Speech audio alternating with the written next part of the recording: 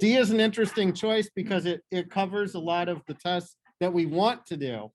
But the macroinvertebrates themselves don't really tell us a value for any of these. These are all what we call quantitative measurements, where we get a number from them. Instead, it gives us a general feeling if there are long-term effects of things that might be in the water and be pollutants. So A was the better answer. B is not true at all.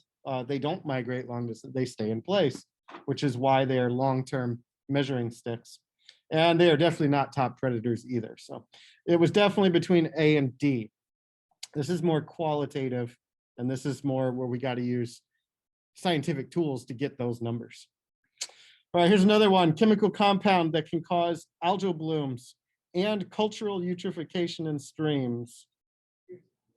Yep. Nice job. It's A. Nitrates come from fertilizers and lead directly to algal blooms. CFCs we have not learned about yet. They have to do with the ozone layer. Carbon dioxide is a greenhouse gas, and nitrogen oxides come from burning fossil fuels. They help make smog, which we'll learn about after break as well. Last week, we looked at the Clean Water Act. I already showed you that top part, 1972. The main thing that they did was start to go after factories that dump things into rivers and lakes, and they regulated some of those chemicals and set up fines and such. But when we talk about our aquifers, where we get drinking water, that was not covered by that law. And so in 1974, 2 years later, they introduced those standards. The EPA decided what can and cannot be in our drinking water. Now, you'd be surprised some of the things that are allowed in our drinking water, just under certain concentrations.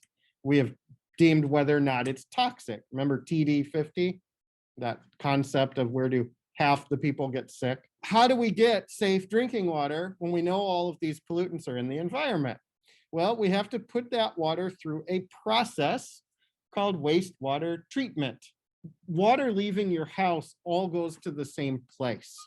If you pour something down the sink, it's the same as flushing it down the toilet. The sewer drains that are out on the streets, those go to the same place as well. They use big scrapers and gears to pull out all the big stuff. Anything that gets up in those sewers or people put down their drains that they shouldn't, if it's solid and big, they try to get it out immediately using filters and scrapers. Okay, so that's what happens here, screens. Then they take it into a holding tank and they let it sit. That's the next big step. Just let the water sit there, because the silt and clay, the smaller particles, will settle out at the bottom. And there are things in water that will float to the top, oils and such, that may have gone down the drain. And then what they do is they skim it. That means that they scrape the oils and such off the top, and they scrape the sediment pieces off the bottom.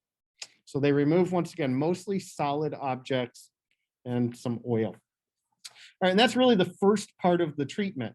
It's what we call a physical separation. The next step is where we pump it into what we call an aeration chamber. We're pumping a whole bunch of oxygen into the water. Now, we learned about this last week. BOD, biochemical oxygen demand. When there's a lot of oxygen in the water, the bacteria, the microbes, go through their processes and remove a lot of organic pollutants. They will break down in these chambers. So that's your second big chunk. Physical and more of a biological cleaning. The last step is that we are going to zap the water before we send it either to our house or back to the environment. And that usually involves a chemical or some sort of energy, ultraviolet light, right? It can sterilize the water, kill any leftover things that might be in it. Chlorine has traditionally been used in the past. The things that come out of the water, what we call sludge, are microbes that can digest it, and that can produce methane. So we can co-generate, right? Send that methane to a plant and produce electricity and heat. The stuff that's dried after we take all the moisture out Usually that just goes to a landfill, or sometimes it can be used as fertilizer as well. The main ideas are that there are really three stages of treatment. And the first one is called primary treatment. Primary treatment, once again, is the physical removal of grit and large objects, sand. And that's done with screens and just letting it sit there and settle out. Now, secondary treatment is when we aerate the tank, add oxygen to it, and let the bacteria do their thing. Biological process. So we're breaking down organic matter. Organic usually has carbon in it. So the byproduct is carbon dioxide.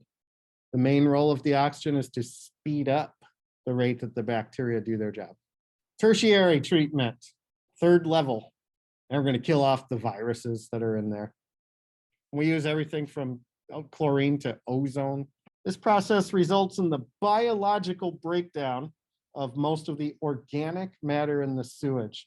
Which letter do we see biological organic decomposition? It is C, right? The aeration that occurs in stage C. Large objects such as sticks and rocks are screened out and removed during this process. A, B, C, or D? It's A, yes. A is the initial one is taking out large solid things.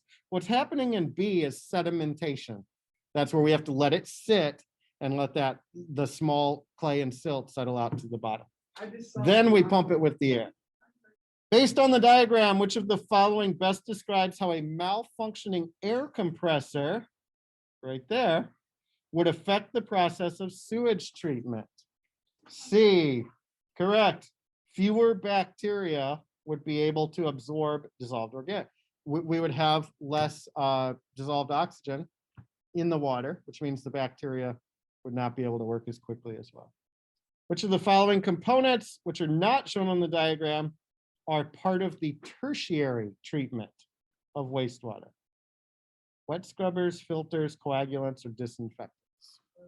It's D. Disinfectants are the chemicals such as chlorine or ozone or ultraviolet, which zap it. Filters occur mostly at the beginning.